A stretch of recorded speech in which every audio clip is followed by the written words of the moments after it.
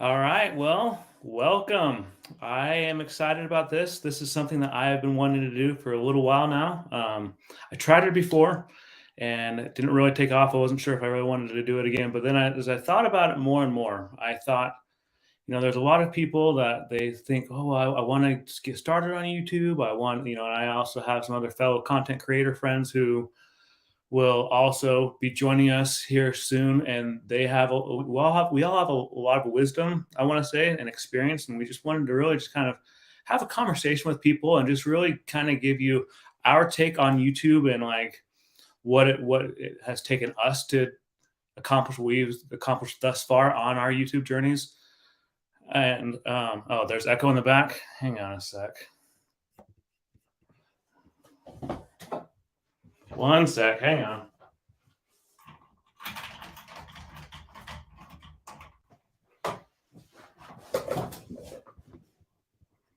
And really quickly, I have one of my fellow content creators who just came up on backstage. So I just wanted to give a quick shout out to her. Her name is Angie. She has a YouTube channel called Grow with Angie. So let's bring her on stage and we'll welcome her. Angie, how are you? Hi, how are you, Anthony? This is very cool.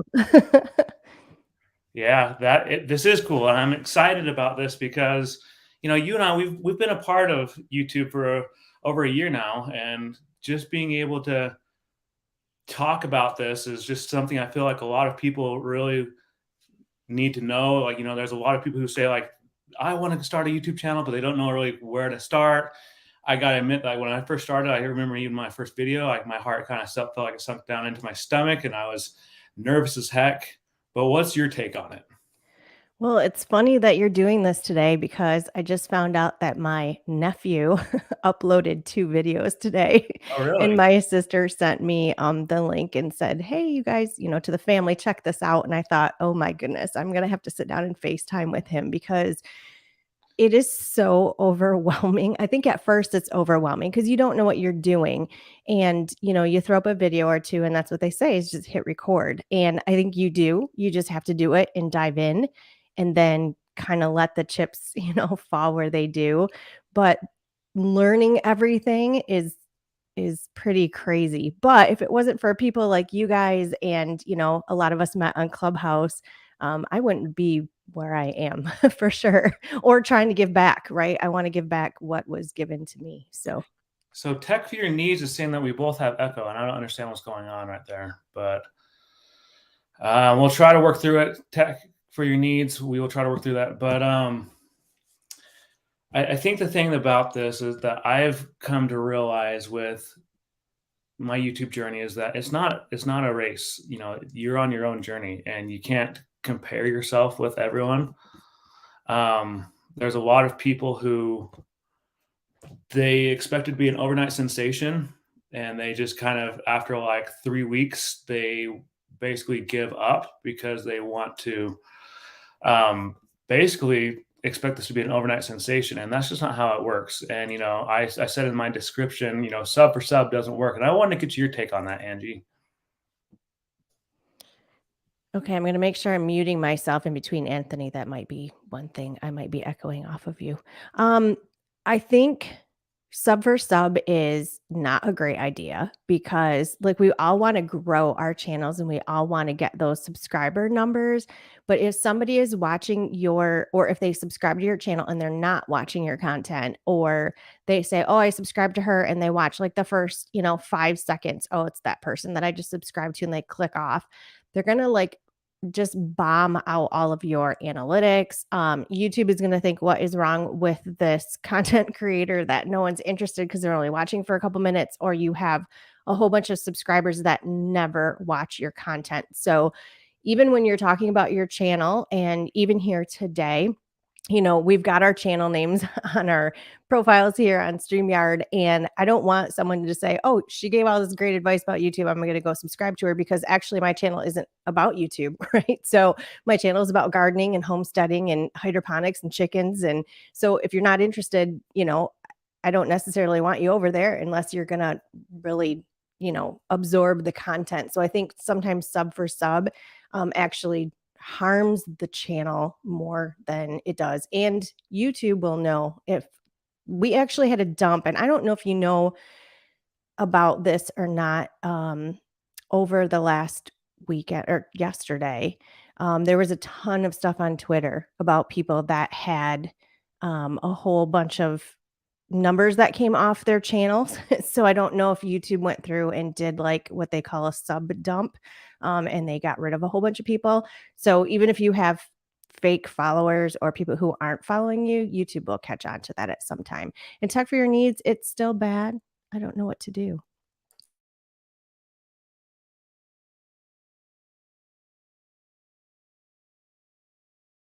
I don't understand what's going on. I've never had this problem before because I don't know if it's because I don't think there's an echo on my end, but I wonder Tech for Your Needs if you need to just get out of the program and then maybe restart your device. That could be the problem. I haven't seen anything on my end. Usually StreamYard is pretty good about letting us know that okay, so Matt Elgren says that he's not hearing an echo. So Tech for Your Needs, it might be on your side. You may want to restart your device, whether it be you're on a computer or your phone. That could be something on your end because I'm not getting any notifications about echo, and I don't think Angie is either. So, but really, when it comes down to it, like I've had a lot of people, I remember when I first started on YouTube, I was working at a grocery store. I've shared this story a few times on Clubhouse. And I had a coworker who said to me, well, I said to a coworker that I was working on becoming a YouTuber, and their response was, good luck with that. And it's basically like a thing of them saying like, I don't believe you're going to really do this. You're not going to really follow through with it.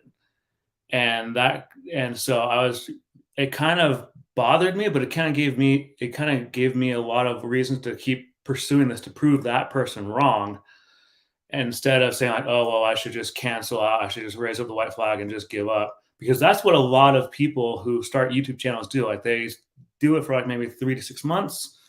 And when they don't see that it's really growing that much, they just bow out. I'm part of this online video ranking academy taught by Sean Cannell and Think Media. And before I joined the VRA, I was talking with a member of the Think team on a phone call, like a free 15-minute phone call. And the guy said to me that someone invested in their program. They were so excited, but then they said, after a couple of weeks, I want my money back, because basically they thought that by joining VRA, Think Media was going to grow their channel for them, because this guy from Think Media, he said that he looked into if they had even opened up their programs, their studies and everything. The person hadn't even touched it. So he basically was wanting and expecting people on the Think Media side to grow his channel for them. And that's not how it works. There's so many people who they decide that, well, this is what I want to do. And that's kind of how, you and I are both in that boat, Angie. Really, when it comes down to it comes down to how willing are you and how committed are you to this journey, because it's not an overnight sensation. It's more of a marathon, that you always hear that on YouTube, it's a marathon. But I just wanted to get your take on that, Angie, because, we both, like everyone else, we had to start with 1 subscriber. Oh, okay. So hang on one sec. Tech for Your Needs said, I know why I'm having an echo. It's my fault because I was playing it also on the back on Twitter. That would be the problem right there. But yeah, I just want to get your input on that, Angie, because there's a lot of people that, I've talked with friends about this. They're like, yeah, one of them said like, yeah, I was like a moderator for a YouTube channel. I was also trying to do YouTube channel. It didn't really work out. And they'd only tried it for like 3 months. So like, what's your take on the whole, sticking with it kind of thing? Well, I think one thing that I've heard on Clubhouse a lot, and this also did come from someone who I believe he either still works at YouTube or he did work at YouTube. 10%, only 10% of the channels make it to 1,000 subscribers. And when you get on YouTube and you're served up all these videos, you're like, holy cow, they have 50,000 subscribers. They have 100,000 subscribers. That's because they're being watched a lot. So YouTube is like, this is great content and they're putting it in front of you. You don't go on YouTube and all of a sudden you're searching through and there's someone with 10 subs. And it just, it getting to that point where YouTube knows who to give your videos to really takes a while. And I think we all just think it's going to happen overnight. And, there have been people, and I get, that envious, whatever, when you're talking to other YouTubers and they had one video took off, and all of a sudden they woke up the next morning and they had 1,500 subscribers, and you hear stories like that and you think, man, I really want that to happen to me. But I think if it's a genuine growth, then I don't know. I think you can be more proud of it. I don't know if I necessarily want one video to hit and the next morning I wake up with 2,000 subscribers, because it's because of that one video and not the time that you put into it. So if you really think 10% of people ever make it to that 1,000, and it's because they give up, they don't take the time, they're not posting, either regularly or whatever your own schedule is. You're not keeping up on it. You're not putting your own brand out. You're not talking to people, and you're not putting in the work. I mean, it's work, right, Anthony? We both know it's work. So I think a lot of people just bow out because they want that. We're just part of that instant gratification of, I'm going to wake up tomorrow and I'm going to be viral. And for the majority of us, that doesn't happen. Oh yeah, for sure. I remember even before I joined Video Ranking Academy, like I didn't know what I was doing. Like I'm gonna throw that out there right now. Like I remember I had uploaded like 2 videos, and I had uploaded a third video one day, and all of a sudden I started getting attacked online for it. That there was I said I misquoted some things and everything, so I almost gave up. But then someone on Facebook, he actually became a friend of mine in real life. His name is Brian. He reached out to me. He's like, just change these two. He's like, I would delete the video. He's like, and then just re-record it and just make sure you have your stuff. You're like, he basically hinted like, have your ducks in a row.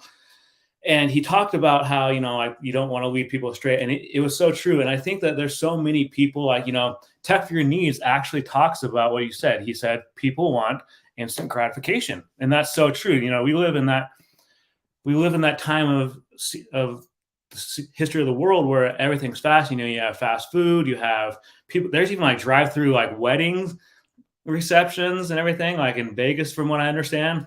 But so many people, they don't want to wait around. They just want, like you said, Angie, they expect to post one video and have it go viral.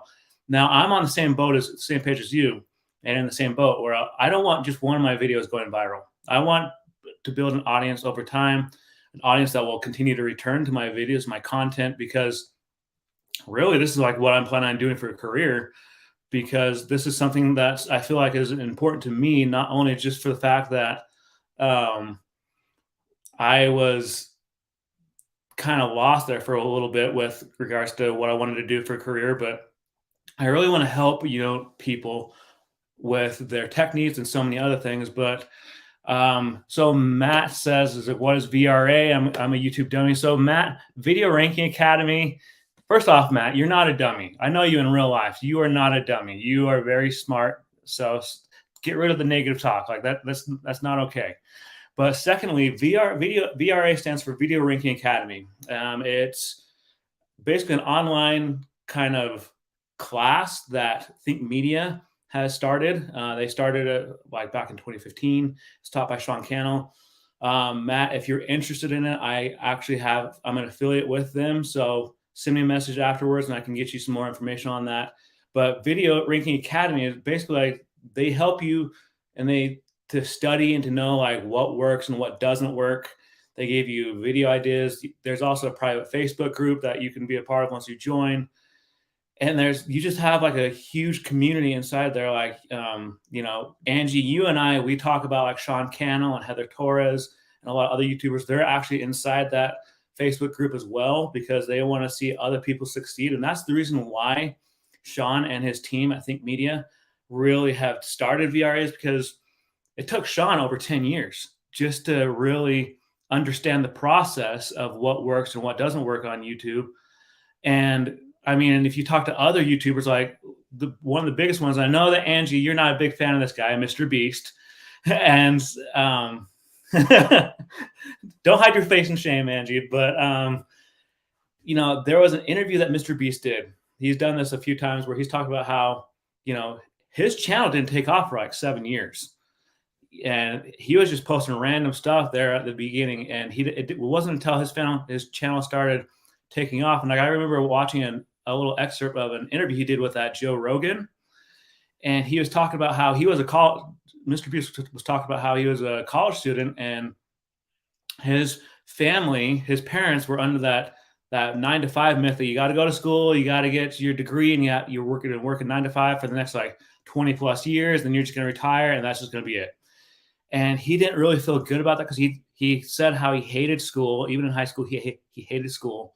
But his parents basically told him, like, you either go to school or you get a job or you leave our house. And so he talked about in this interview that he would go to the school parking lot, but he would just end up sitting in his car just editing videos and throwing them up on YouTube. And then one video I took off, he like made 10K off of it. And he went home and he showed his mom that. And he's like, oh, by the way, I haven't been going to school for like the past like 3 months. Just thought I'd throw that out there. And so he dropped out. But I feel like, we have a mutual friend, Angie and I, named Professor Nez. Professor Nez, I've had him on my live streams before, and he's talked about his problems with the college system. I've stressed some of my concerns about it. And I feel like I'm kind of rambling, but I feel like there's so much that goes into YouTube, but it's not just for people who don't want to go to school. Like, what's your input on that, Angie? Well, first about MrBeast. Let's clear the air. So I love his journey. I love his story. I love everything YouTube about him, right? I love like that story that you just shared, and I do want to actually watch that interview, and I've seen other interviews. So when he's talking about growing his channel and he's in that bubble, I actually really like him, and I like him as a person. It's his videos that some people like and some people don't, right? There's a few that believe me, I've watched. I loved how he gave out, at his new burger joint, he was giving out burgers and cars and everything else, and that was fun to watch. But I think for me, yeah, Think Media was definitely one. And I remember when someone brought that to my attention and I sat down and started watching it, and I still have my notepad around here somewhere. I literally sat for probably a full weekend and never left my chair. And I just notes and notes and notes and notes and notes. And it was and now it's stuff that's like, even just how to upload, stuff that just comes second nature to us, but you don't know that at the beginning. And so I really dove into those in like all of the Think Media, all the other people that have videos on his channel. And then Film Booth, I love him. There's something that just connects me with that channel and the way that he actually does his videos. And you can go, oh, wow, that's really crazy. And you and I both know Jonathan Dunkerley, who is actually in one of my other clubhouse rooms with me. He is from the actual media industry. He's in film, and he started his own YouTube channel and had to start it from, ground one. And him and I were private messaging each other the other night after our late night clubhouse. And we're going back and forth. And we're talking about our first videos. And he's like, here's my first video. Watch it, laugh. So I pulled up mine, and I literally have not watched it in I don't know how long. And I watched it and went, oh my gosh, I can't believe I posted that. But in that, I want to say to you, Anthony, when you said that there was something that you misspoke or whatever, and you want to take it down, you want to do it over. I'll tell you what, I have had fun and I have played around with making mistakes because I am a homesteader. I'm not a professional. I've never done hydroponics before, except for this last year. I do worm composting, but it's just like in my mud room. I'm not like a big vermiculture type. Like, I don't know all of these big things, right? I have worms. They eat my food scraps. And I had a couple people say in one of my videos that I was saying a word wrong. And so the next time I did the update video, well, first they said I was using the wrong terminology, and then I pronounced this word wrong. And it's stupid. It's the water that runs off the worms, and people call it black tea, but it's got other words or whatever. So they were like, "Oh, it's not actually black tea. It's, lachete or lachiti." See, I still can't say whatever. So in my next video, I did exactly that. And I said, "Okay, here's the bottom. Here's the water that comes off of the worm castings, and this is what some people call worm tea. Some people call it this other lychee, whatever word. I can't say it. I don't know. I'm composting in my backyard." And just kind of made a joke. And I think that just being that honest kind of, then you start getting feedback that people are like, "That's really funny because I'm doing the same thing. I just have a bin in the corner of my house." Right. And so those are the people I'm going after. I'm not going to try and teach a scientist how to compost. I'm teaching someone, you can go over to this website, you can purchase this kit, you can put some dirt and some worms in it and throw your food scraps in it, and you then can put the soil out in your garden. That's it. I'm very basic. And so I think for you personally, if you screw up or make a mistake or say a word, just play off of it and do another video, right? Do a follow-up and say, "Hey, I really appreciate all the feedback that you guys gave me. You told me that I kind of mentioned this incorrectly. Let me clarify. And thank you for giving me that information because I went and looked it up." And so I think there's a way to flip it without feeling bad and taking your videos down. So that's Oh yeah. that's something that I learned along the way. Yeah, and I think the thing about it is like, you know, I kind of regard Sean Cannell as like one of my mentors because being a part of VRA, and he has this one quote that I've always stood by ever since I heard it: that 1% better with every video. And I feel like that just is, there's so much truth in that because I remember from where I started to where I'm at now, and I just remember how rusty it was. Like I haven't gone back and watched my first video yet again for like a long time, but I probably will in a few months down the road. I probably will, but it's just one of those things like where a lot of people, they expect to have the camera confidence at the very beginning, the know-how how to like add all these cool elements in their videos, but really all you need is like one of these little these smartphones, and really that's really what you need. And there's so many people, like I was actually talking with someone on Friday about this, that there's a huge myth about this, that like when you start on YouTube, you got to have a nice camera, you got to have a great lighting, you got to have all this and that. And that's not the truth at all. Like I started out with my first couple of videos were actually on my DSLR, but it didn't have a good mic, so I changed to my phone. But I think a lot of people are in that myth where they feel like they have to invest all this money at the very beginning, and that's not the case whatsoever. Like you invest over time, as you gain subscribers, as you do affiliate marketing, and there's so much that goes into it. There's so much that people, especially myself, that I didn't know, that really people just want to see how you are as a person. They want to be able to relate to you. I've been in rooms and clubhouse rooms with you, Angie, and with other people where they've talked about how, their dog was in the background or their cat was in the background, or like, in your case, you're feeding your chickens. And so people were able to, relate to that person. They're like, "Oh, okay, this person really is an actual human being because they have these animals around them. And I feel like I can relate to them." And that's one of the main things I feel like a lot of people don't focus on when it comes to being a rising YouTuber. And Tech for Your Knees, he just posted this comment. He said, "Advice: upgrade your skills before you upgrade your equipment." And that is so true. I can't stress that enough because there's some people that to this day, they don't really have a great like camera. There's one guy in Clubhouse that you and I both know. He records all of his videos on his phone.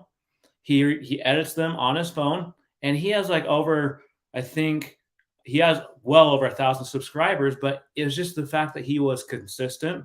He was consistently helping people with their mobile editing needs and everything else. There's so much that goes into that. And oh man, I can't even begin to say that. But before you comment on that, I want to give a shout out to Sharkfin Tech. Thanks for stopping by, man. I really appreciate you coming. And then he's just saying, "Hey, Luis." But Angie, I wanted to get your take on that with the whole myth behind tech.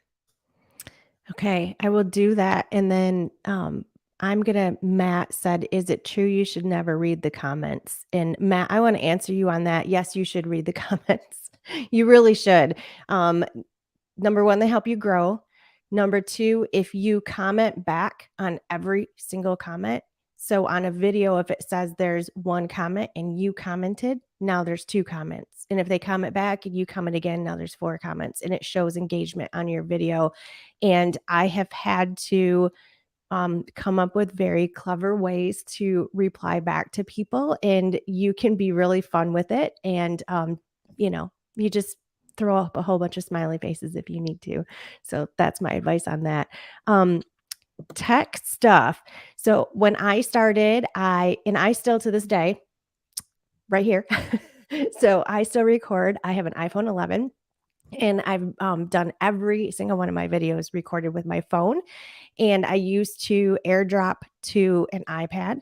And I did my iPad for about I think my channel is just over a year old. And I got this computer over the summer. So well over 6 months. I was doing everything iMovie, iPad. Then I do make money affiliate marketing, which Anthony knows. I have a whole bunch now. So I have a whole bunch of affiliate marketing. So once I built up a little bit of money from that, I reinvested in myself and got myself my iMac and went to the desktop. But I am still using iMovie. I'm using iMovie for everything. It can be done. All of my audio is the free audio library from the YouTube Studio, or there is music in iMovie, but there's a lot more in YouTube Studio. So I use that. I did end up getting a very, very tall tripod. Now, all of this stuff, I'm going to say, whatever I have purchased, I purchased very low grade everything first because I want to try it and then see. And maybe some people think that's backwards because you're going to keep spending money, but I'm going to spend 20, 30 bucks and see if it's even something I'm going to use first. So I have a really cheap ring light behind me it's on a tripod, has a phone mount in the middle of it. I bought that on Amazon for like 20 bucks, and I used that for 6 months at least or more. It's got to be more because I just got this other tripod. So I bought this other tripod. It is 7 feet tall because I needed this really big distance between me to show everything behind me, my gardens and whatnot. So I got this huge tripod, 15 bucks. I mean, is it sturdy? Do I walk around the house and it bounces a little bit? Sure. But whatever, it is what it is. And then I decided to start using the back lenses of my phone. And I did find a mirror that I got a gear rig. So a gear rig is one of those squares that has all of the little shoe, is that what they call them? The little shoe things, the plugs that you put all your gear on. So I ended up getting something like that. I think it was 15 bucks, through this mirror on the back of it so I could see myself and use my other front facing cameras. I started with a lapel microphone that was 30 bucks. I just went up to a cordless one, and that one was only like $30 because I'm not going to jump into the Rhodes, which I really, really want, but I'm not going to do that. This puppy right in front of me, this is because I started doing some live podcasting myself. This is the microphone, the pop screen, the whole arm plugs in USB or USB-C. It's a split, so it just plugs right into the back of the computer. No fancy software, no nothing, $75. So I start very low, and then if I'm like, okay, I want to upgrade at this point, then I'll do it. But there are certain things that I've bought, and then as I go, I'm like, I really didn't even need this. So I'd rather spend the 20 or 30 bucks and then decide later I don't need it than spend $300. I am considering at some point going to an actual camera, but I still feel like my phone, because everything's Apple, I just plug it in and I go. So I think it's just, you got to start with what you have. And as your needs arise, I mean, if it gets to a point where like my sound was so bad because I was in my dining room, I thought I have to get a microphone. And that was the first one. And I was plugged into my phone. So, you only have so far with a cord. But that was one of my first, okay, I'm going to drop 25 bucks because I have to upgrade my sound. So I think if you just wait until that point of I have to get this because it is starting to impede my creativity or what I could do more, but just start. Just start with what you got, because we all do. How many creators are still using their phones and still using iMovie? There's a lot of us out there that are just using the basics. Oh yeah, for sure. I wanted to say really quickly. So Matt Elgren, he asked, he's like, do you have recommendations on good video editing software to produce? So Matt, Tech for Your Needs, he's talking with you through that, but there's free programs. So Matt is on a PC. There are some free programs out there. I believe DaVinci Resolve is free. I think there's a pro version of it, but the DaVinci Resolve is actually free. I use Adobe Premiere, and I'm going to eventually start moving over to Adobe Final Cut. But really, when it comes down to it, it comes on your personal preference. I know that I'm sure you can find some stuff on the Google Play Store, Matt, but there's so many free options on there. So I would just definitely check out the free options, especially as you start, since you're just sound like you're about to start your YouTube journey. You don't want to invest in a lot of gear. The only reason I have Adobe programs right now for free is because I'm a college student and my university has an agreement with Adobe for as long as their students are attending school actively, they can have a free, copy of everything. But really, when it comes down to it, this is probably like the best thing to record your videos. Like, having a smartphone, Angie, you and I have been in plenty of Clubhouse rooms where people were just kind of getting nervous about starting their YouTube journey, and they were like, I don't know where to start. And you're just like, more than half the time, it's just basically telling them, like, hit record. You don't even have to really edit it. Just do like a little intro video. I'll use a great example. My mom just started a YouTube channel over the summertime, and she was really nervous with the first time she did a full length, long form video. But I told her, I'm like, you're going to be nervous for the first little while. So you got to just know that the camera confidence and the comfortability will come as you keep making videos. And there's so much truth in that. And I feel like going back to your thing about, not investing so much money, Angie, there's a lot of truth in that, because I remember, when I was first starting out on YouTube, my audio sucked. Like, I'm going to just flat out say it, like, it just completely sucked. Like, I was using my DSLR, and it was a T6 Canon Rebel, and they don't have the little option for an external mic. And so I didn't really know what to do. But then I decided to start recording on my iPhone, and some of the gear that I actually have, like the lights that I have right here, you can't see them because of how the stream is. I actually won those. Normally those would cost between $250 to over $500, but I actually won those in that VRA group that I'm a part of. But really, when it comes down to it, it's like, just start out, start messy. Heather Torres always says this, especially like when in their little 1 week challenges that they do like every so often on Facebook. Start messy, just press record, and the rest will just take care of itself. As you continue to progress through your journey, your quality will improve and so much more. But really quickly, I wanted to give a shout out. Thanks you, Clymer. Thank you for coming. I hope I said that right. I'm really bad with pronouncing names and everything, but yes, thank you for coming. I'm actually going to be on their live stream here in like a week or two. I'm excited about that. And honestly, I can't stress the importance of live streaming in 2022 enough, because YouTube and thousands of people on YouTube have stressed how live streaming this year is actually becoming more and more crucial for an online content creator and really just being an entrepreneur.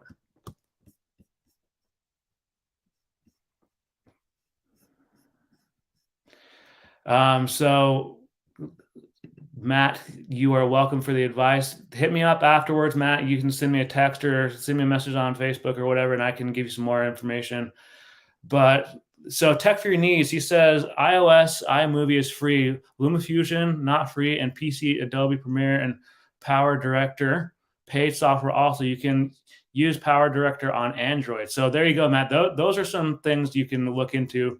But again, really, when it comes down to, like, you want to, at the beginning of your YouTube journey, you want to be spending as little money as you can, because especially, you're going to be, if you start investing like $300 or $400 on different equipment you don't really know how to use, well, that's just $300 or $400 that you just kind of, in a way, kind of wasted. I don't want to say you wasted it, but in a way you kind of did, because you don't understand how to use it. But Angie, do you have anything to say about that? Yeah, you've probably been seeing me wiggle over here. So this desk down here is my YouTube studio desk, and I have my drawers are full of stuff. So I dug out. This is Power Device, is the original microphone that I was using, and it does have. Let's see if I can put it. It does have the little pop screens that come with it, and see, it's just corded, and it plugs into a phone. So if you have an Apple, you have to do the little toggle to put on it. But this one was, $20. And this one's actually a little bit better than my wireless one, which is upstairs. And then talking about spending money on things that you don't need. I actually did buy something that I didn't need. And I haven't used it. Well, I used it once, but I was just obsessed with it. So I got myself an Osmo, and I don't even know if it's powered on, that I could even turn it on. It might. No, see, it's not even powered. Oh no, wait, there it goes. Yeah, I had to have one of these. I don't know why. And I thought if I walked around with the chickens and stuff, that this would be really, really cool to have. But I have to tell you, this is one of those things that came because of iJustine. So I watched one of her videos, and you pop your phone on here and it totally balances. And she was running across her backyard and she was doing all this stuff, and it just free floats everywhere, and it makes your phone like, amazingly smooth. And I spent quite a bit of money on it. And I've only used it a couple of times. So make sure you're purchasing things that you actually need before you just dive in. But I think we all have those stories, right? Of where like, oh, I purchased this and I spent a lot of money on it, but you don't need it. I didn't need it. I just thought when I started my YouTube journey, I was like, this is the coolest thing. And I've only used it a couple times. So, but I record on myself. I don't have anybody. My husband's very supportive. Let's not like get that wrong. He's very, very supportive. I've actually used his hands for a couple of little things.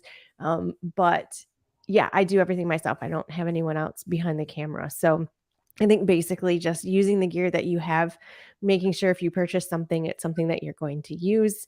Start out small with your purchases and then build your way up from there. So yeah, that's what I wanted to add. So I was just digging around. I was like, oh, I can tell Oh, them no, what you're that good. microphone is.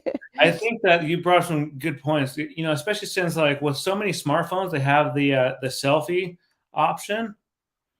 There's so much that goes into that, and I find it people overcomplicate things. Sorry, I kind of lost my train of thought there for a sec. They overcomplicate the whole recording process because they think, oh, well, I have to have someone with me recording. And that's not even true. Like, if you have a smartphone, you have the selfie camera. And obviously you're going to you might worry that people are going to think you're kind of weird just talking into your camera like this, as you're walking around in public. But really, that's part of being a YouTuber. That's part of growing videos. That's part of, making videos. You will have some strange looks. I've talked with people about this before and how they get nervous if they're, to record in public. But there's so much that you can benefit from with recording in public. You could even pick up a few subscribers. They're like, oh, well, what's your channel about? And like let's say if Angie was out in public, at a park where she lives, and she was to talk about different trees and other plants. And if someone was like, hey, what's your channel? I'm really interested. She could say, it's Grow with Angie, and she could easily pick up a few subscribers that way. There's so much possibility to this. And I feel like a lot of people put too much pressure on themselves, especially at the very beginning. I feel like, we already talked about how they feel like they have to have the best tech. They feel like they need to know how to edit. And really, when I first started editing videos, I had no idea what I was doing. I didn't understand the whole copyright kind of claim thing with royalty-free music. And that's another thing that, I could go off on a whole tangent about, is that you got to make sure you have the royalty-free music in your library, because you do not want, the copyright claims. You want to make sure that everything is good to go. But I feel like there's so much that people overcomplicate when it comes to YouTube. But I think one of the biggest things is that they overcomplicate consistency. Last year, I wasn't as consistent with my content, and I'm not proud of that. And I've made it a goal of mine for this year to be really consistent, whether it be with live streams or like pre-recorded videos, whatever the case may be, and making sure that people knew that, like, okay, he's very active, he's very determined to accomplish his goals of not only creating an influence and a following on YouTube, but really doing this as a profession. Because let's face facts, there's a lot of people on YouTube. There's a lot of people who want to be YouTubers, but the thing that a lot of people don't understand is that YouTube is the second largest search engine on the internet. When you go to like say like, well, when you search, you go, well, can't talk all of a sudden. When you do a Google search, you know, like how to change a battery, one of the first few things that will come up is our YouTube videos, you know, people walking you through like changing a battery or how to change your oil, how to plant this plant. You know, if you were to look at that up, maybe one of Angie's videos would pop up and she'd show you how to plant this certain kind of plant. There's so much that goes into it. And yet there's only 10% of small businesses that actually utilize YouTube in their businesses. I have been in a lot of live streams and a lot of discussions with Cannell and other people who have talked about how if more people, more small businesses utilized YouTube for their business, there'd be an even greater amount of people on the platform. And that's the thing is that he said only 10% use YouTube in their small business. And that to me was very shocking, because I know that for a small business owner like me, you know, I do photography and videography. I want to be able to obtain some clients. I want to be able to get some revenue somewhere. So why not use YouTube? Why not utilize it? Well, I think too, just in the aspect of the fact that if you do a blog post or you do an advertisement or you do whatever, like YouTube, like you said, it comes up at the top, right, of doing a search or whatever. It's just another avenue of getting that information in front of someone.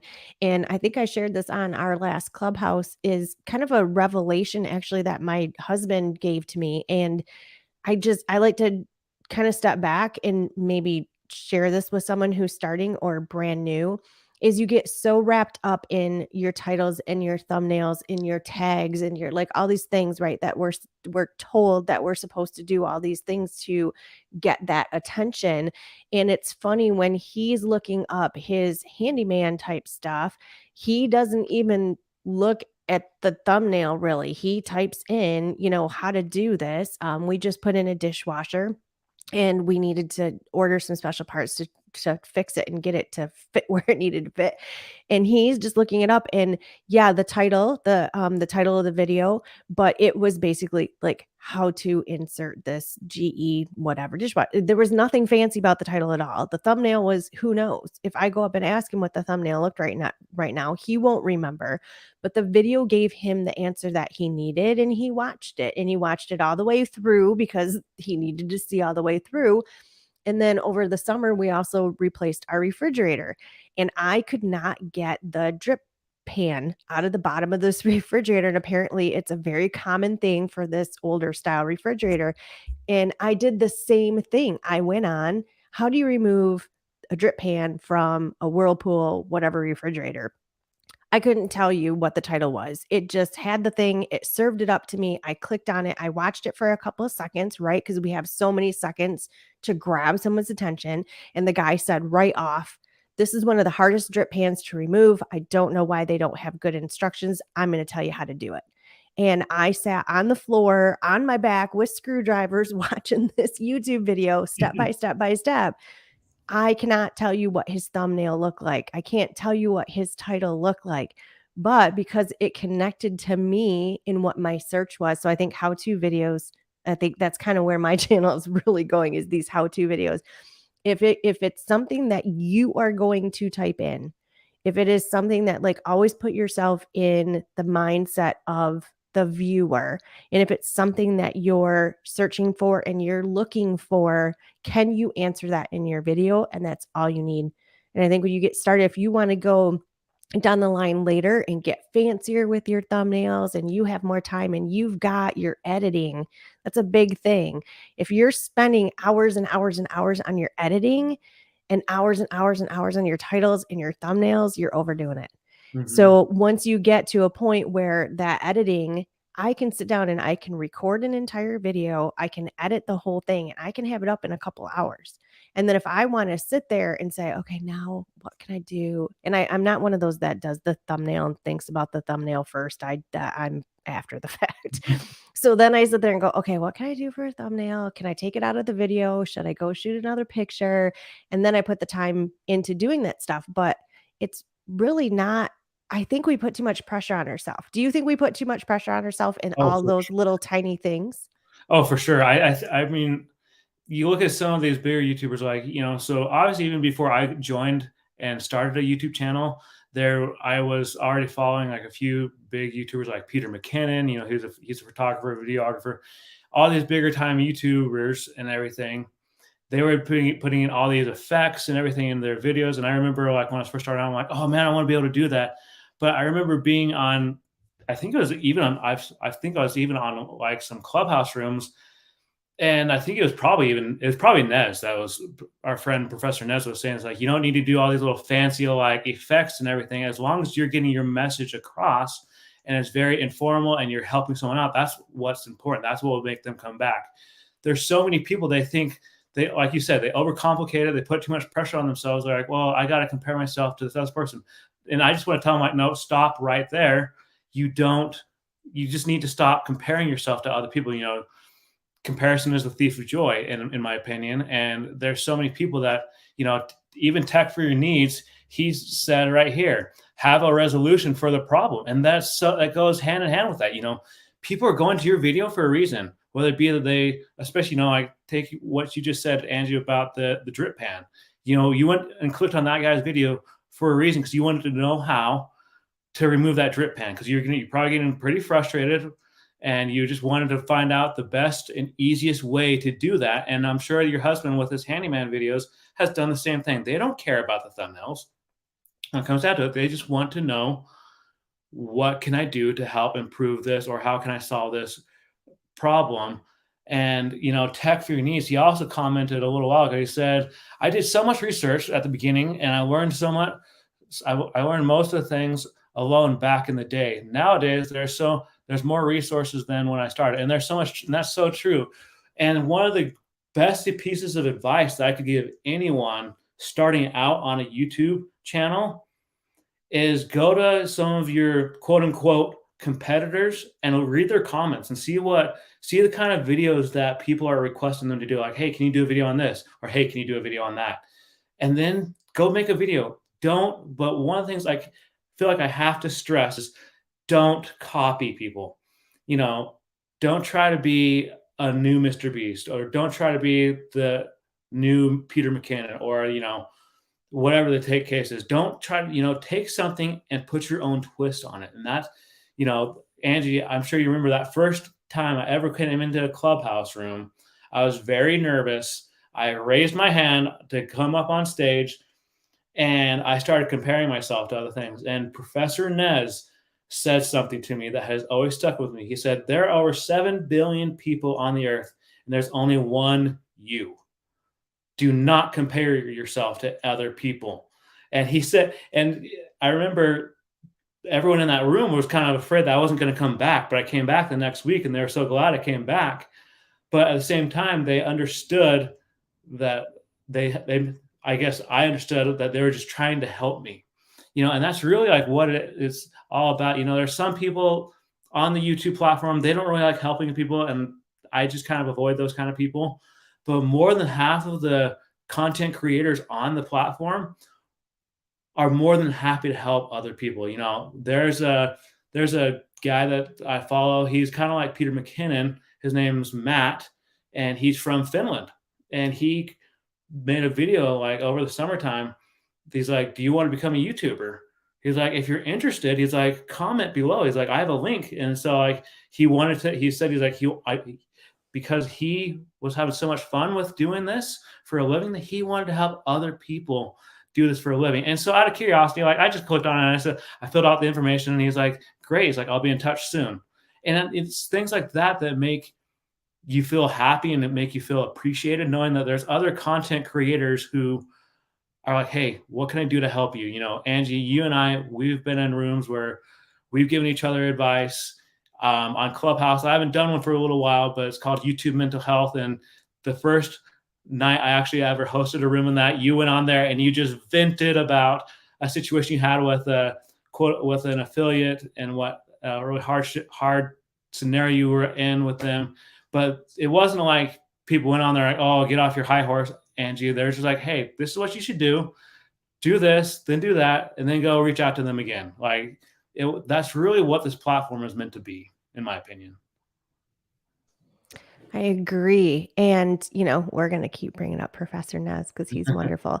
And I'm not going to say that he would call everybody, just I'm going to preface that. But we did have, you know, we've built really good relationships and, you know, just being there and being supportive. And when I got my first affiliate, which I don't think that's the one I was complaining about that day, but when I got my first affiliate and it was kind of like this, we want to work out a deal and what do we do and this type of thing. Actually, it wasn't the affiliate. They were hiring me to do something else.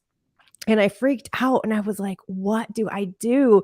Because I didn't even know that there was content creator contracts. There was like all this stuff, right?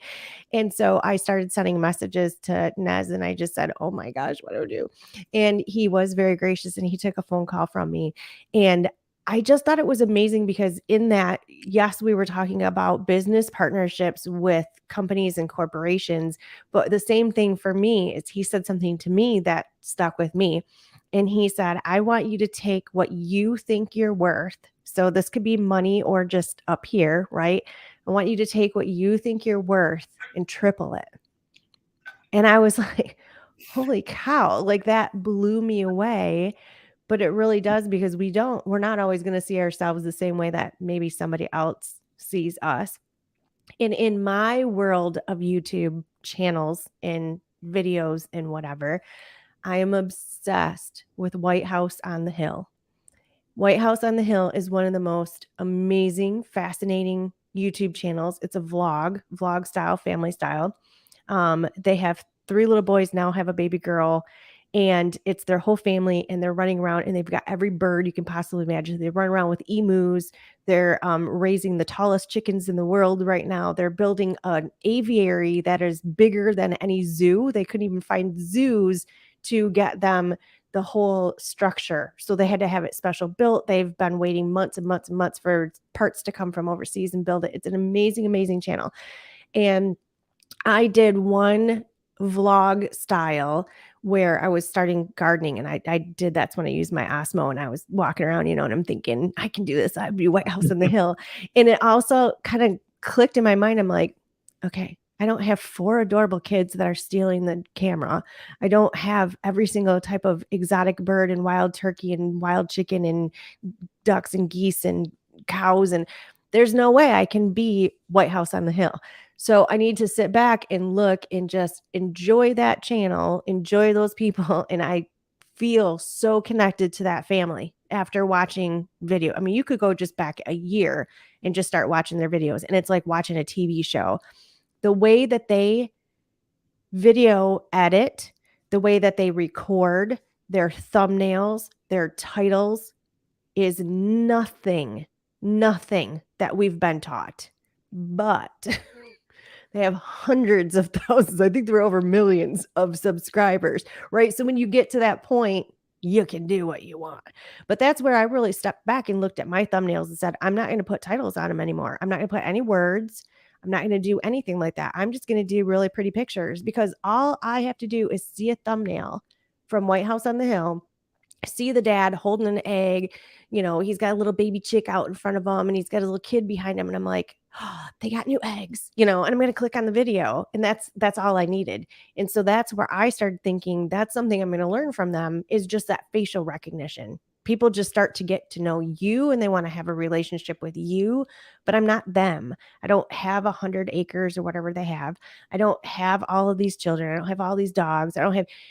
But I can also look at their experiences and go, that's really cool. Or someday I would like to be like that, but I'm not going to actually compare and say, I want to be them. I want to be my own self, but I can be inspired by it but I can also sit back and just enjoy their channel because it's the most fascinating thing I've ever seen in my life. If you like farm animals and you like farming and homesteading, it's there top notch. But yes, we cannot compare ourselves. Take what you are worth and multiply it by 3. Yeah, there's so much truth in that. I remember so when I first thought about starting a YouTube channel was actually 2016. I wanted to do kind of like a vlog kind of channel. And I remember talking to a good friend of mine. He's a mod for my channel. It's the How To People. He lives up in Washington. At the time, he was living in Provo, and he said, he's like, you gotta stay consistent. But one of the reasons I was really interested in starting a YouTube channel is because there was a YouTube family that I had followed for a little while before then, and I still follow. This Ellie and Jared Meekum, and they now live in southern Utah. They were living in Logan, and really, I was so fascinated by it because they started their channel out because they were having problems with getting pregnant. Like they were having infertility problems. They wanted to bring people along with their journey to where they are now. And now they have 3 amazing boys, little boys. But throughout all this, like they've shown their struggles, whether it be having miscarriages, and they've just really just kind of shown things throughout their day. Like, yeah, that can be kind of tedious at times, especially if you're like a vlog channel, to just say like, oh yeah, I got to pull up my camera, we got to record this. But really, when it comes down to it, it's kind of like what you talked about with the White House on the Hill. When you do something that you love, what else matters? Like, I mean, there's so many quotes I could even quote about this, but there's one quote that I've used in like Clubhouse rooms a few times, and I've quoted it a few times. It's a quote that goes, without hard work, nothing grows but weeds. And so there's so much truth in that, because a lot of people, going back to that first topic that we talked about when we first started this live stream, so many people wanted that instant gratification. That's not going to work. In my honest opinion, I would rather not have any of my videos go viral than have just one. Like I want all my videos to be watched, even the really crappy ones. Like we all have those hits, we have those misses. Even the bigger time YouTubers still have those problems. But really, when it comes down to it, you got to put your own twist on YouTube. And really, once the YouTube algorithm understands what kind of content you're pushing out, they're going to start suggesting your content to other people. Like, I've come across channels that I didn't even know existed until I was looking for different things, whether it be like, because I'll admit, I'm somewhat of a gamer. I still do play a few video games here and there. And I've actually stumbled across channels that I ended up subscribing to because I so enjoyed their channels and their content. I thought, well, I want to come back and watch another video. And that's actually how I found Ellie and Jared Meekum, was because I was just kind of scrolling around on YouTube, and I guess somehow the algorithm had felt like their channel would be good for me. And so they started suggesting their video content. And I just thought, wow, this is a really cool family. Like, and the fact that they're in Utah, like, I think that's really cool that people from Utah are doing this, and they're getting like all sorts of views. And, tech for your needs, Luis, he said this: fail first attempt in learning. And that is so true. There's so many people, like you and I have we've talked with many people in Clubhouse who either were thinking of giving up or who weren't sure like what they were going to do for a YouTube video channel.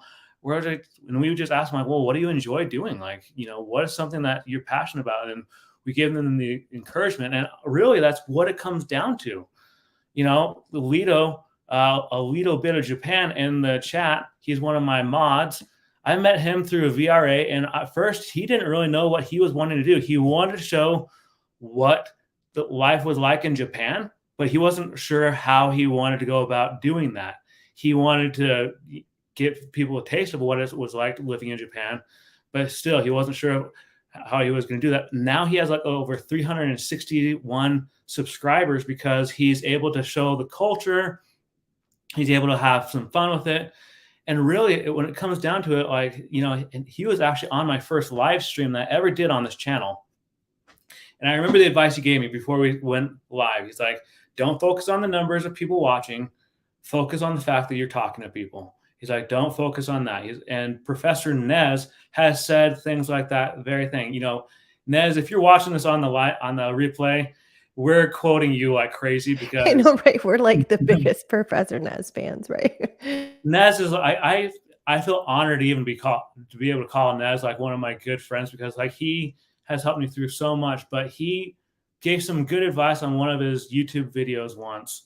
He said, when it comes to YouTube live streaming, he said, don't sit there and say, oh, well, I'm waiting for other people to show up. He's like, just start talking, just act like people are watching, and just go right into what you're wanting to talk about. He's like, don't wait for people to show up. Just get to the point of like why you're doing a live stream. Oh, I've got a really good I wanna add to that for doing a first live stream. My very first one, obviously, I didn't have all this crazy stuff, so the sound isn't great, but whatever, right? You just do what you gotta do. What I did, because I am so big into, all these different Facebook groups, so I am not only in, all of the affiliate one that I have in their big group of people who use this equipment, but I'm also in all kinds of hydroponics. I'm in microgreens for beginners. I'm in Hydroponic 101. For those of you who don't know, I'm in Michigan. So there is a Facebook group that is, oh my gosh, I think there are 50 or 60,000 people, and it's Michigan Backyard Chickens. Go figure. And so I'm in that. And so what I did was I went through the Facebook groups and I started looking for questions. And then I actually put a comment underneath. I like tried to answer the person's question, things that I knew that I could answer, right? And then I said, I have a YouTube channel. And because these are not my Facebook groups, I didn't blast my YouTube channel all over, but I just said, I have a YouTube channel.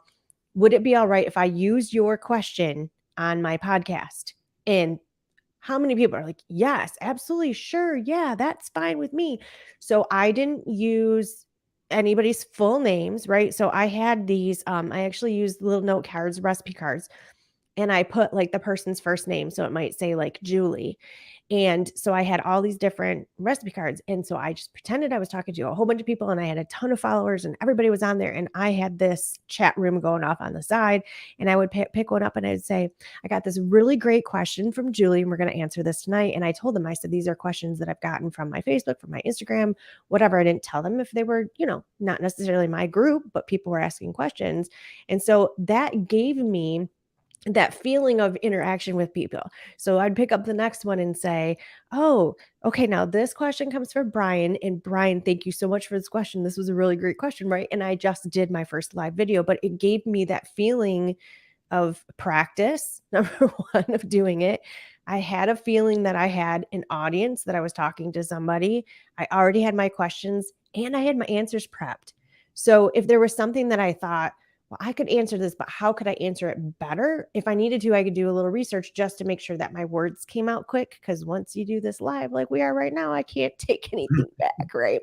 So that was just a really good way of practicing, is just having those questions already set apart, and just in your mind, you've got that live chat going.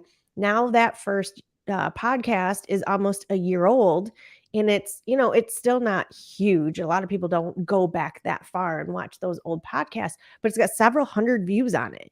And when I did it, I think my mom and dad were watching. I think my mother-in-law was watching. And, I might have had 2 or 3 people, and that was it. But now all this time later, it's been watched hundreds of times.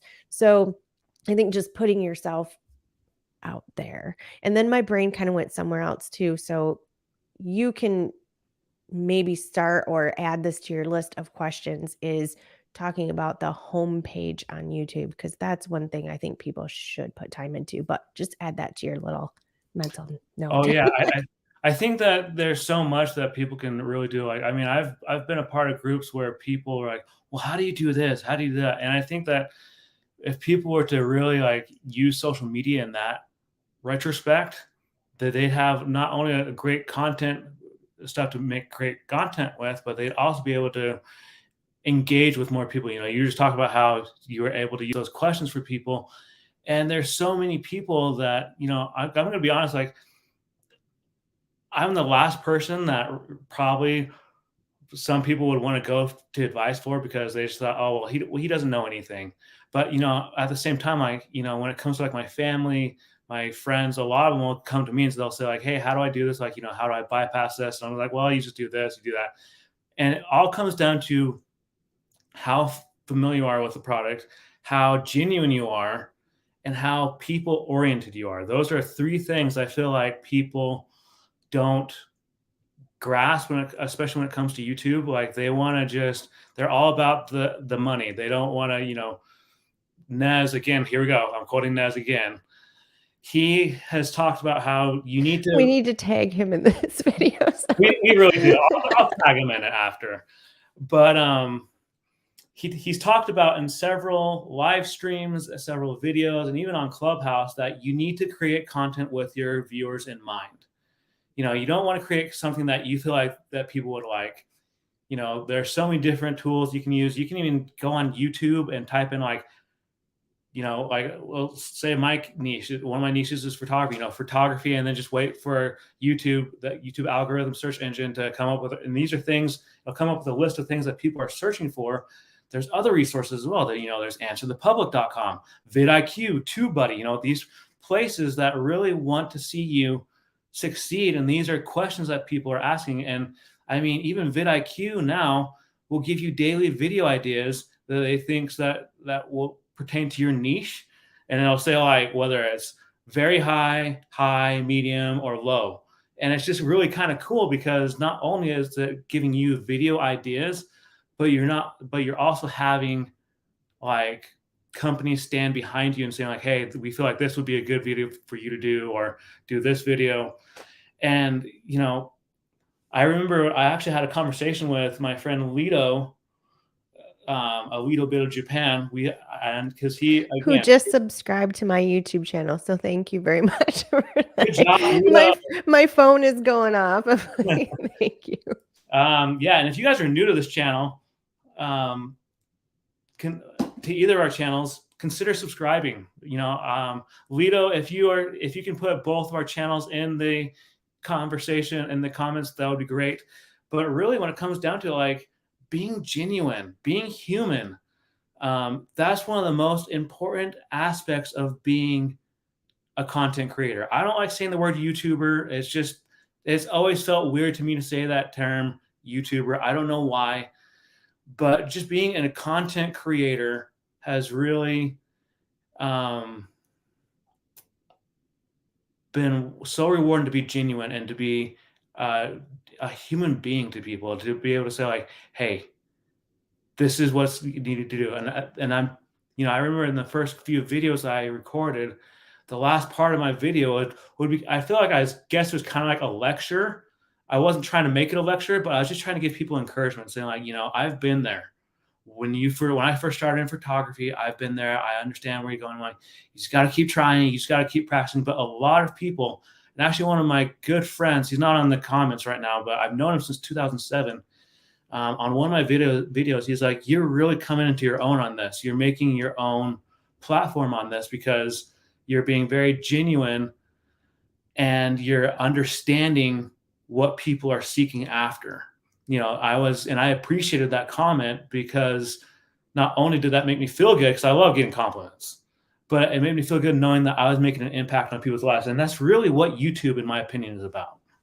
Well, and I think too that, if someone just looks at a subscriber count, and by the way, a little bit of Japan, obviously I love microgreens too. If you just look at a subscriber count, then you could say, I'm looking at Anthony and say, okay, he's not this ginormous channel yet, right?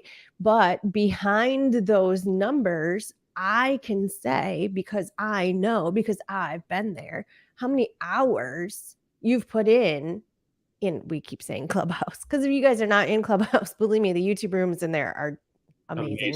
They're like this, but you don't have to like get all dressed up. You can just lay in your pajamas and listen. It's great.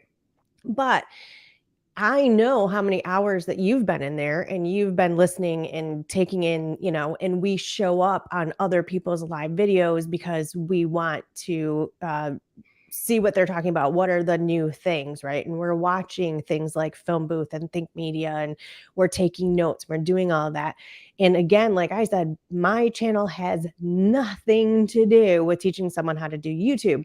But if I didn't have people pouring into me, I wouldn't be where I am. So I feel like, I guess that's part of me doing my channel and wanting to help people grow with food. I also want to be able to say, I gave back and I helped and I gave advice, and these are the things. And so we might not have these huge, ginormous subscriber counts, but we have put in the time. Right. We've looked and we've researched and we've done all these things and we've listened. And even if we're not up on stages in Clubhouse and we're not speaking or whatever, believe me, I'm falling asleep.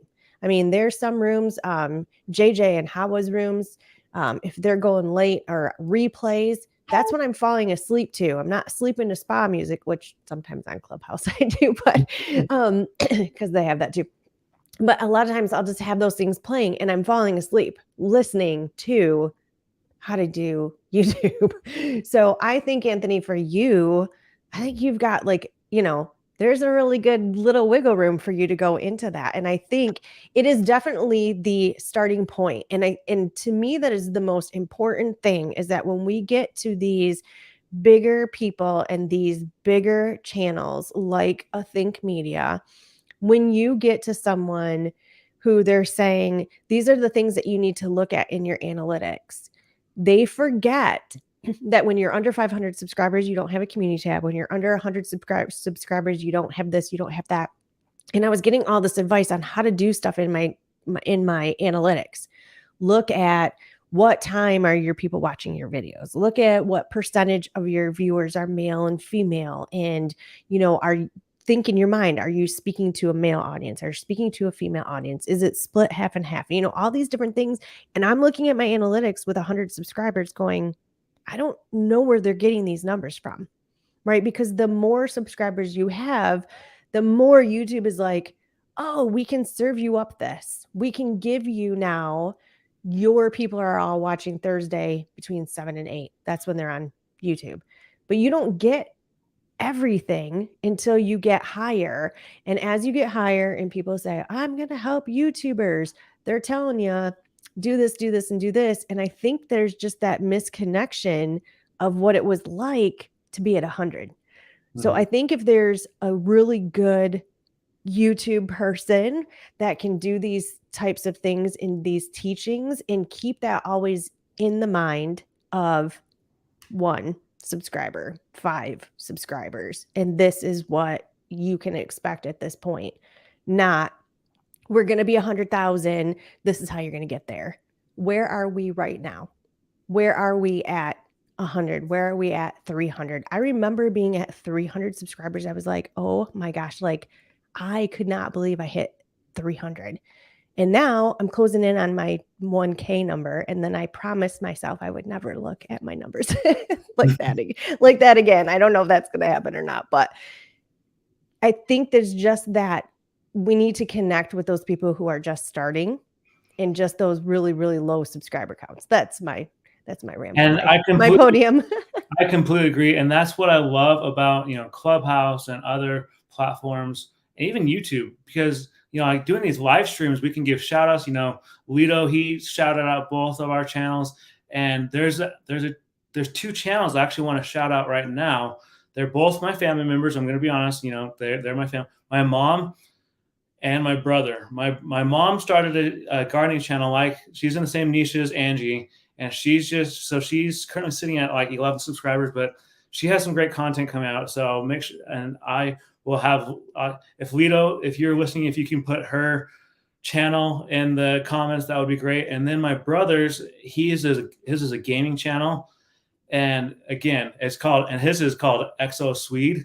And it's so, and at first he was very nervous about it. He was like completely against it. And I was like, Danny, you can do this. Even if it's on the side, just do it, because especially since you're pretty good with, well, not pretty good. He's really good with gaming.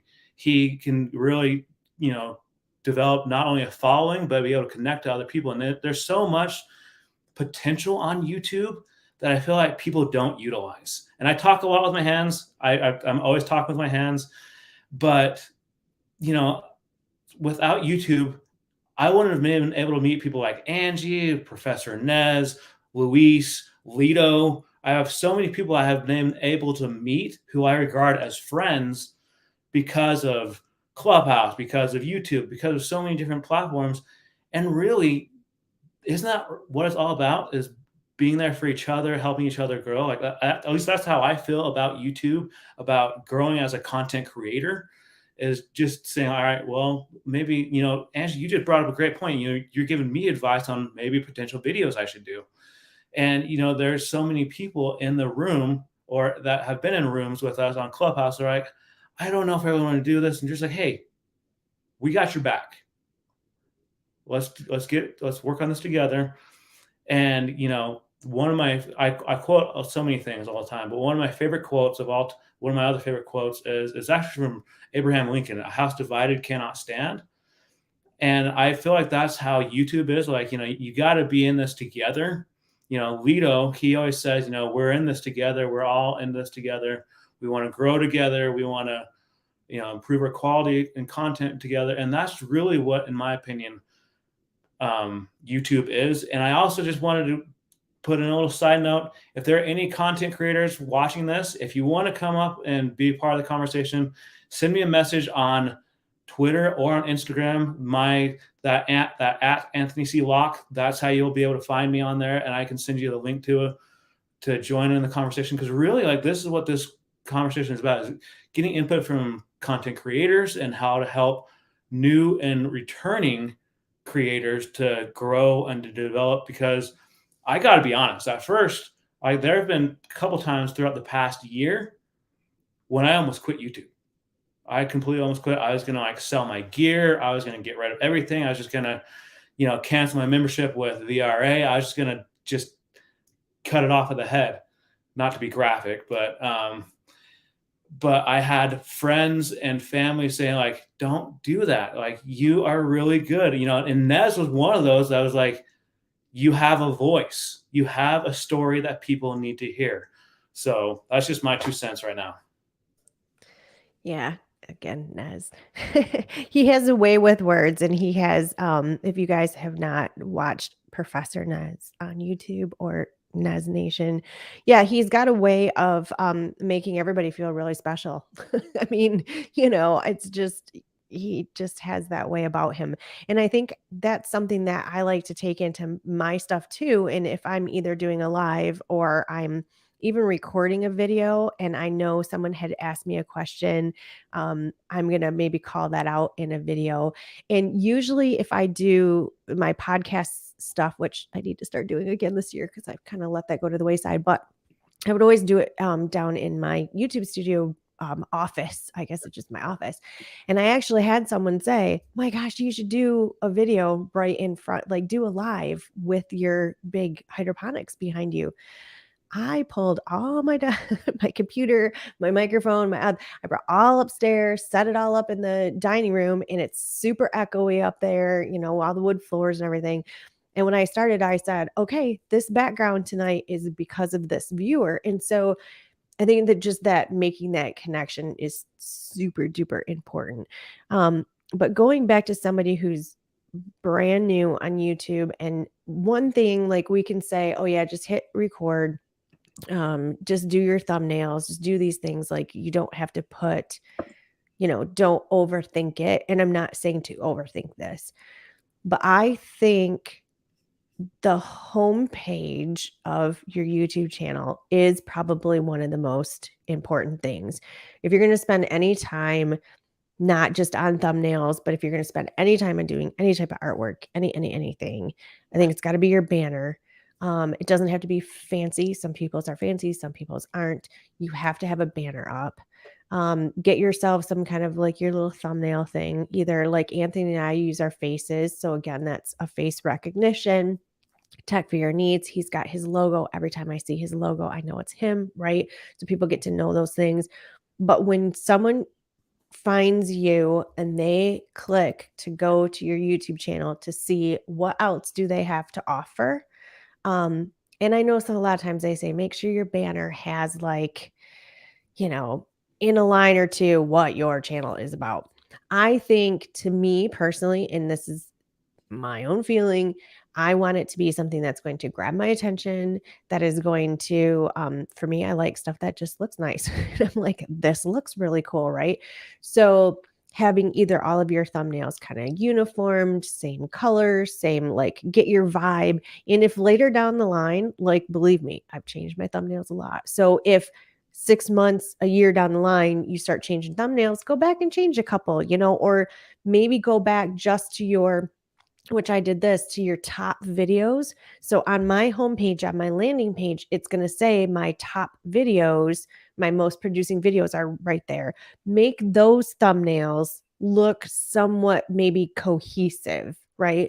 So when someone goes to your actual page, your YouTube channel, think of it as a business website. What kind of a website are you going to put out there? Are people going to buy your stuff? It's not necessarily about selling them anything, but you're selling them you. You're selling them your channel. You're selling them your concepts and your ideas and your videos. And I think if anybody starting out is going to spend any time, don't look at the analytics right away. Don't worry about all that stuff.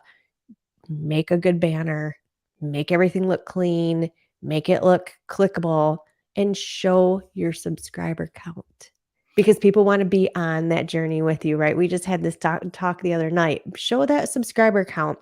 There are some people that don't because, for other reasons, but I would show your subscriber count, because I do have some people that know they're number 25, they're number 93, and they'll comment or they'll be on a live, number 93 here. Like, they remember that. Like, why do they remember they're my 93rd subscriber? I just think that's crazy. I don't know that.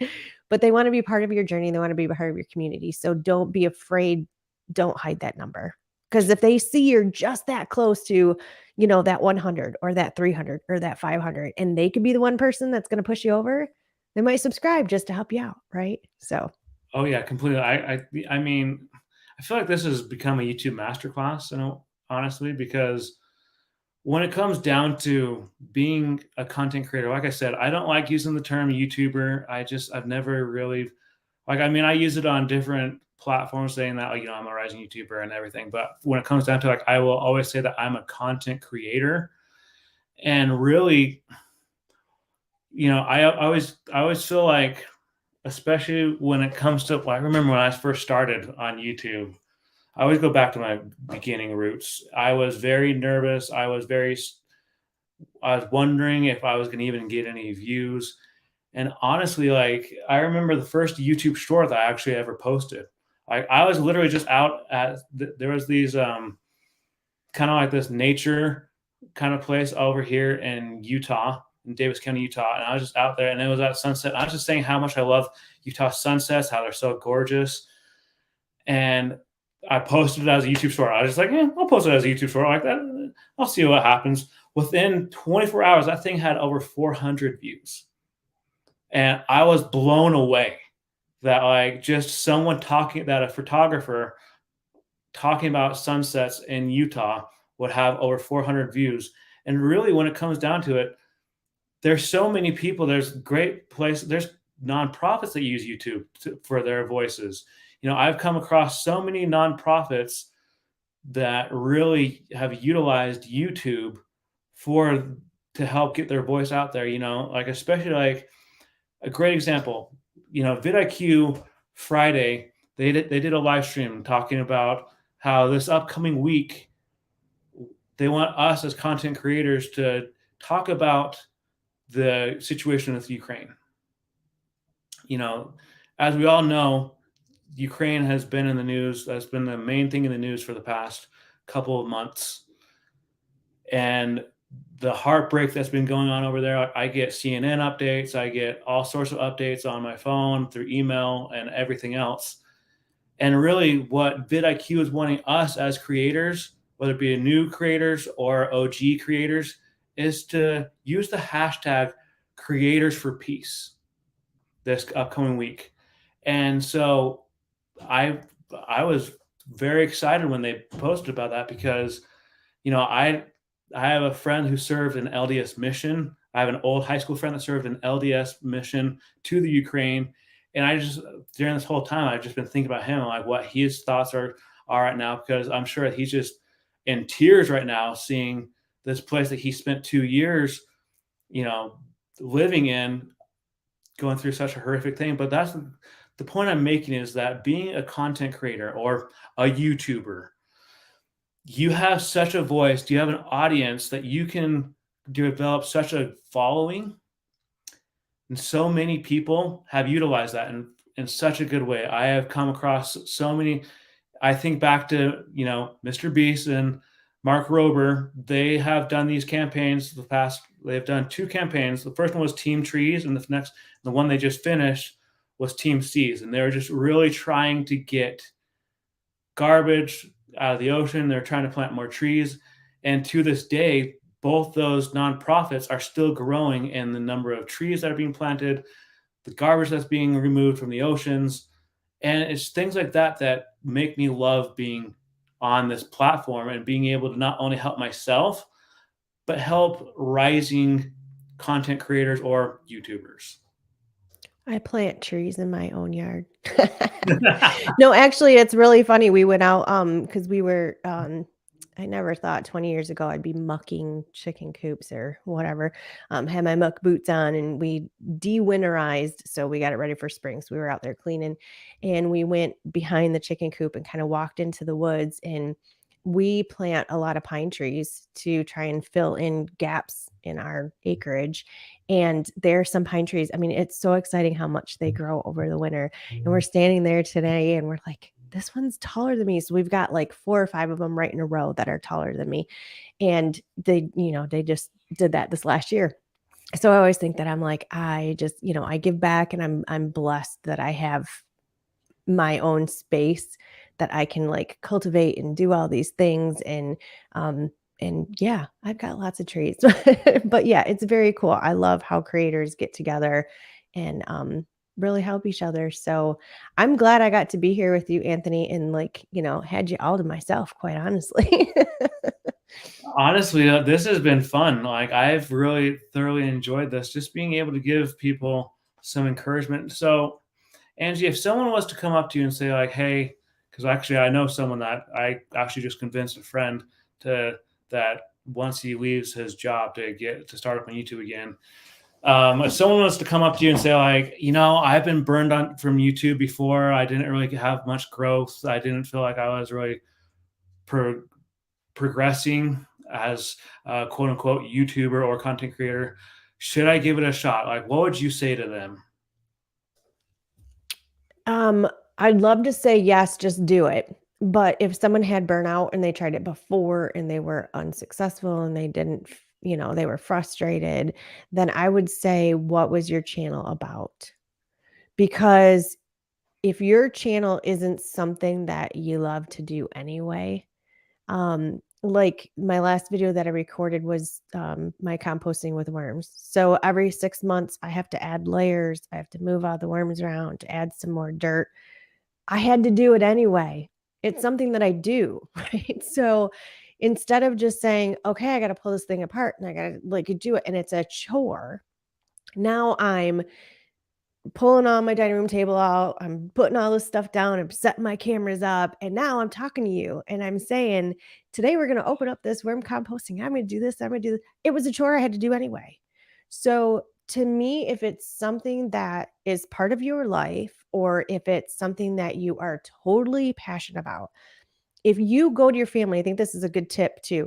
If you go to your family and you're obsessively talking about something, and like my hydroponics and my growing and my lettuces and my kale and my, and I'll say I have really good family support. But if you have some family that are just sitting there going, oh my gosh, if she talks about her kale one more time, right? That you have a YouTube audience that wants to hear about the kale, or you have a YouTube audience that wants to talk to you about your chickens or whatever it might be, about your tech, about your cameras, about your whatever. But if it's something that you got to talk about, and it's something that you've loved for a really long time. Like, I've gardened for years. My mom taught me how to garden when I was a little kid. She gave me a marigold when I was like 5 and said, here's how you stick it in the ground. If it's something that you love to do, yeah, you're going to have burnout. And yeah, you're gonna feel like, "I just gotta take a break." Believe me, I need to put my phone down. I had almost had a meltdown this last week because my phone was going off so much. I couldn't stand it. And guess what? Clubhouse, Viper's Coffee Talk in the morning, they set me straight. So there's, it's gotta be something that you're passionate about. And then you're just recording yourself and you're sharing it with other people. And there's someone on the other side of the camera that actually wants to hear what you have to say. So I think if it's just, I want to start a YouTube channel, I don't know what to do. If you got this attitude of like, I kind of want to do it, but I don't know what to do, you better figure out what you want to do. But Hmm. that's like the biggest, you got to figure out what you're going to do. Because otherwise, you're just going to be all over the place trying to figure it out. Take your, I don't care if it's you crochet, you knit, you sew, you whatever it is. You're doing woodwork out in the garage. If that's a passion, if you grill, look at how many grilling channels there are, how many barbecue channels there are. Just record yourself. Do something that's fun. Don't put this pressure on yourself of, oh, there's so many tech people. There's so many people doing iPhones. I want in on that. I want to be a gamer, but I've never played a game. You know? So I think it's just, you just got to do something that you're totally passionate about. And then you can have your ups and downs. You can be depressed. You can, keep going. But you're not going to want to give up if it's something you're passionate about. Well, I think going along with that, I think a lot of people, it goes back to the comparison syndrome. They're like, oh, well, this person in my niche was growing very fast. I'm like, because they were confident in what they were doing. Like they knew what they wanted. They were very determined. They were not going to let any naysayers say otherwise. I've had this conversation with like my mom and other people over the years, like, being a content creator, and I sometimes I do follow a few gaming channels just because a little kid of me still inside of me still likes to play video games from time to time, like I said earlier. But there was one time when I was watching this guy, this YouTuber, he was playing a video game for a live stream, and this person, and he was just playing a game that like I don't think I really understood, or I didn't know much about, but I was just watching because it was entertaining. But he had this person commented like, "Go get a real job" or something, and his response was one of the best responses I've ever heard any content creator say. He's like, "This is my real job.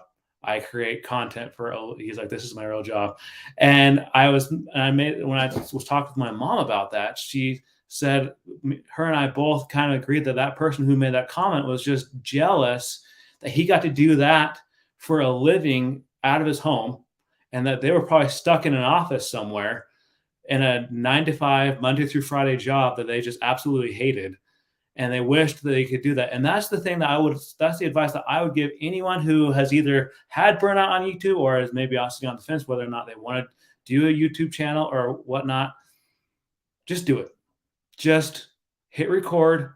Yeah, your first few videos, I'm gonna be honest, they're gonna suck. They're gonna suck.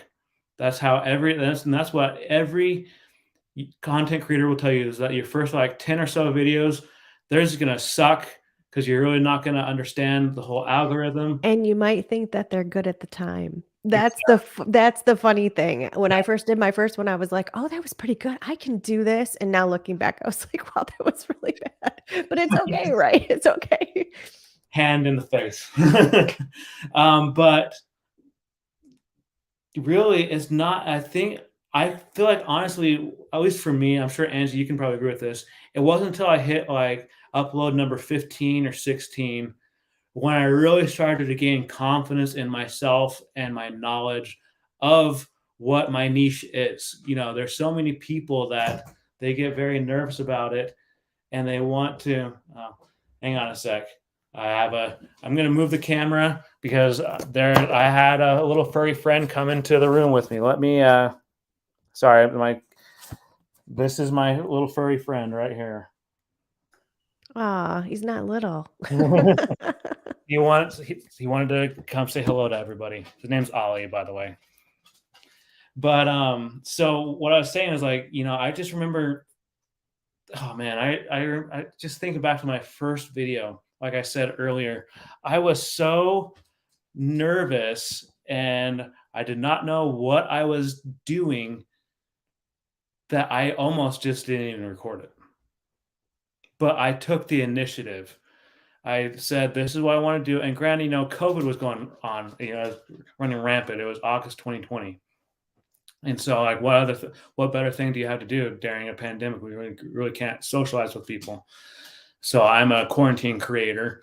But I was so grateful that I took the initiative and I started that video, because that just started what I like to call my YouTube journey. And so if I was to say to any, like I said earlier, to any new content creator or returning content creator, you're going to have some naysayers. That's just a given fact. You're going to have people that are going to say, this is the worst video I've ever seen. I don't know why you even make videos. I'm so outraged with your videos. You're making bad content. My best advice would be, number one, ignore what they say. Number two, kill them with kindness. Say, hey, thanks for checking out my video. Because more than half the time, those same people will be posting that on a few different videos. So you're getting some views on each video. You're getting some views on your channel. So that helps you with the algorithm. Number three, the algorithm is your friend. I cannot stress that enough. So many people, Angie, you and I we've been in clubhouse rooms where Nez and Hawa and JJ and others have said this very thing, that the algorithm is your friend. A lot of people think that the YouTube algorithm is their enemy. It is not. Really, Google and YouTube are their algorithm is just trying to figure out what your niche is, what kind of content you're producing, so they can get it to the right person. They don't want to, if you're like a gardening channel like Angie or my mom, they don't want to send it out to the person who has no interest in gardening, because they're going to say, like, why did they suggest this video to me? Like, I have no interest in this.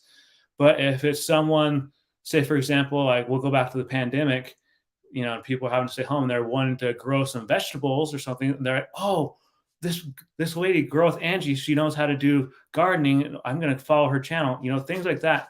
And one thing that I wanted to mention, this is a great example from Video Ranking Academy. There's a lady that's in there. She's in her 70s and she's retired. She has grandkids. But during the pandemic, when bread was very sparse, people were buying up all the bread and everything, she did a simple YouTube video on how to make oven fresh bread. The video took off. It had hundreds of views, thousands of views, because people were having such a hard time in getting the food they needed that they found her video and her channel. And because of that, not only did her channel grow, but she was able to reach such an audience, and she felt so good about herself because she had that one video. And again, that kind of goes against what Angie, you and I were saying about the whole going viral thing. In that case, I would say viral is good. But that's the only case. I'm probably rambling. I apologize, but no, you're fine. But that actually makes me think, because I almost wonder if some of that has to do with, I think my channel's doing pretty well for my first year. And I almost wonder if it has a lot to do with that, right? And maybe tapping into more of that, because one of my live podcasts, which, like I said, I would get a couple people that were watching live, and then, you get however many views after. And I have one that still gets clicked on and still gets watched all the time. And the title of it was How to Prepare for 2022. And I was talking about food, growing your own food and having a couple cans of soup in the pantry and doing these preparedness things. Not, we don't have to wait for the apocalypse, but we have to be prepared. And I keep thinking, man, I really need to kind of tap into that, because I actually took a picture at my grocery store just the other day. All the bags of lettuces and spinaches and all that stuff. There's like one over here and two over there, with a big sign up above it that says, I think it was the wholesaler production place or whatever. They didn't know when they were going to get their shipment in. mm-hmm. And I took a picture of it and I thought, wow, people can't even get lettuce. Like, I literally have not bought, my husband has 2 bags of spinach because I don't have any spinach growing right now. Other than that, any type of greens, lettuces, anything like that, we have not purchased from the grocery store in over a year. In over a year, I have not gone to the grocery store and bought a big old thing of lettuce to make salads or bagged salads or any of that. So I kind of keep thinking, man, I really need to tap into that a little bit because that's, kind of going like you said with the bread thing. It's kind of waving. So a lot of people will say, look for that. What's that trending? What's trending? And every time they say that, look for that trending video. Well, gardening has nothing to do what's going on, maybe Britney Spears' life. And gardening and homesteading doesn't care with that, Kanye West moved out to the West, like, right? Like, there's nothing. I'm like, what's trend? Like, how do I do this trending thing? And then I start thinking, man, the way that the world is kind of going right now, maybe I could kind of follow this. So you really kind of have to think about that. Like, you don't really want that viral video, but you're also thinking, what are people searching for? Mhm. And then filling that answer that way. And I think that's such a crucial thing, Nez, I just gotta apologize right now. We are quoting you and referring back to you so much. You're probably gonna get spammed emails from all this, and I'm just apologizing now, and I will definitely tag you in He's this. gonna get a whole bunch of subscribers is what he's gonna get. Exactly. So Nez, Yeah. you can thank me and thank Angie and I later. But he and his channel, and there's a reason I always quote Nez because Nez, he's been around. He knows a lot of information about things to do, especially like when it comes to being a small business owner and growing your brand online. And there's two things I'm going to say. He has the first thing I'll say is that he said in one of his videos, the whole working from home thing was inevitable, but COVID just amped it up and just hastened it a little bit more. I was paraphrasing that. That's not exactly how he said it, but there was so much truth when he's talking about that because, I remember having this conversation with my mom plenty of times, and there was a movie that came out in like the 60s or 70s where everyone was just doing everything from home. The kids were going to school from home, the parents were working from home, they did everything from home. And it's so cool to see how that prediction is kind of coming true. People are buying things online from home. But the other thing he talked about is that being an entrepreneur and a small business owner has its perks and it has its negatives. But he said the main reason he started his YouTube channel was because he was a professor at several different universities out in California. And he had a great student who he became good friends with. And she came up to him and said, Professor Nez, I just spent over $100,000 on school and now I can't get a job. And he was outraged, and deservedly so, because for anyone who's watching this on the replay or watching this live and who's been in college or who is currently going to college, that once you go to school and you graduate, that university is like, peace out, good luck in life. We don't care anymore, just as long as you pay back your financial aid or whatever. And it made Nez angry. And he actually talked about that in the live stream that I put in the link in the description of this live stream. He talked about how it really upset him so much. And that's why he lost faith in the school system. And that's why he still teaches from time to time. He teaches like 2 classes out there, one university or something, but he doesn't teach as much as he used to because of how he gets so upset with the school system. And I feel like in my own But how many people is he teaching right now? exactly. He has That's like I mean, that's the funny thing is how many people he's reached out and taught at this point. he has like 20K subscribers now or something like that. And I look up to Nez. I look up to every one of my friends that's on this YouTube channel. I mean, on this YouTube platform, because we all have a voice. We have something that someone else is needing to know. I've had so many people. I would have never been able to become friends with Angie. I would have never been able to become friends with Lido, Nez, so many others. And it's all because of YouTube. And in my honest opinion, before I end my ramble, YouTube is the wave of the future. Online content creation is the wave of the future. I said this to someone on Friday that going forward in the future, I feel as though not many people are going to be able to survive without having some kind of side hustle. And that means having a side business, even if it's not your main career, but having a side business going forward, you're not going to be able to make it financially. And the fact that YouTube lets us do it. You know, I mean, yeah, they make money off the commercials, but they could be charging me 45, $50 a month for having a channel, and you get to do it. It's pretty amazing. And it's funny that your dog is making noises because I have like I said the other night, I have a box. It's a very large box. Don't think that they're just in a little shoe box. I have a very large box in the next room, and I have 8, 2-week old, 2.5 week old, 2.5 week old. They I don't know if you can hear that. It's probably not coming through my compressor mic, but they're back there just having the time of their lives, and there's just all this little chirping going on, and it's making me wonder what they're up to.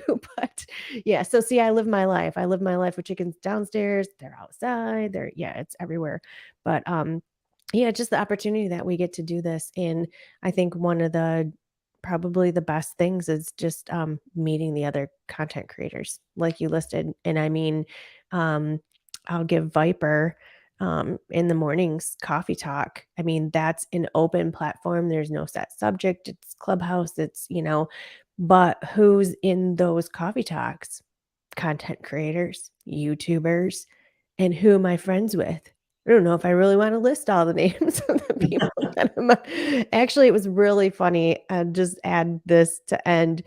I got an Instagram friend request from a quote unquote famous YouTuber. And I thought, like, I'm already friends with them on Instagram.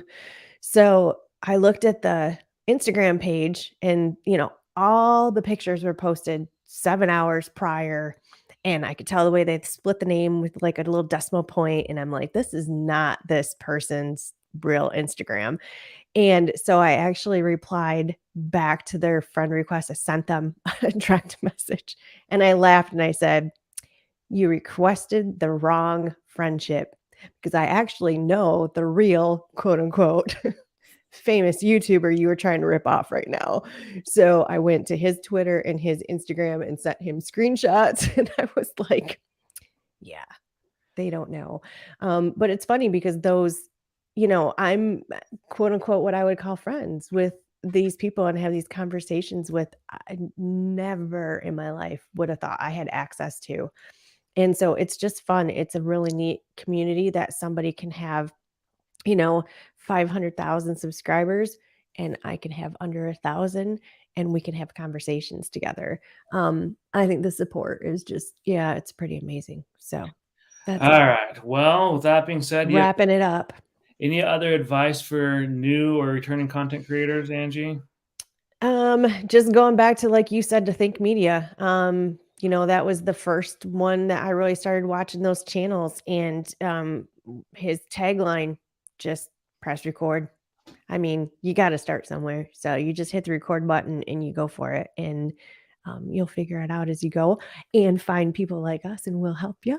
So, like I said, my channel is not about this. I am all about gardening, but I do like to pay it forward and pay back to what people have sowed into my life. So thank you for letting me be here. Yeah, of course. You just got to punch fear in the face and press record and do that 1% better with every video. My last advice would be just that: punch fear in the face, hit record, and just 1% better with every video. And your YouTube channel is in the comments and the replays. If you guys are new to the channel, to either channel, consider subscribing. Make sure you go and subscribe to Angie. She's really good with what she does. She is very knowledgeable, and she's actually said she'll help you. And then also, I'm going to put in a plug for Viper. Viper he's another content creator on YouTube. He does a daily morning, Monday through Friday, Clubhouse room called Coffee Talk. And it's every weekday morning. Monday through Friday. 10 a.m. Eastern Standard Time for me. Yeah. And so really, I've received a lot of good conversations and good input in those rooms, and we have a blast. It's no set topic. We have fun. We sometimes talk about gas prices. It shows the other side of content creators, though, right? true. We Yeah, it shows that we're people and we're humans, but then if you have a question about a camera or a microphone or someone DMing you and driving you crazy, you can ask the question too. We also have people singing songs about milkshakes that from time to time on there, but really just hit record. And like I said, if you're new to to my channel or to Angie's channel, consider subscribing and then hitting the like button on this. It really helps the algorithm. And I will catch you guys on the next one. We're going to be doing this every Sunday night around this time. So make sure you come back next week. So hopefully we'll have some more content creators with us. I was hoping to have more this time, but I guess people were just busy today. But we will catch you guys on the next live stream. Thanks, guys. Thanks, Anthony. Talk to you later. Talk to See you in ya. Clubhouse. Yes. See you tomorrow morning.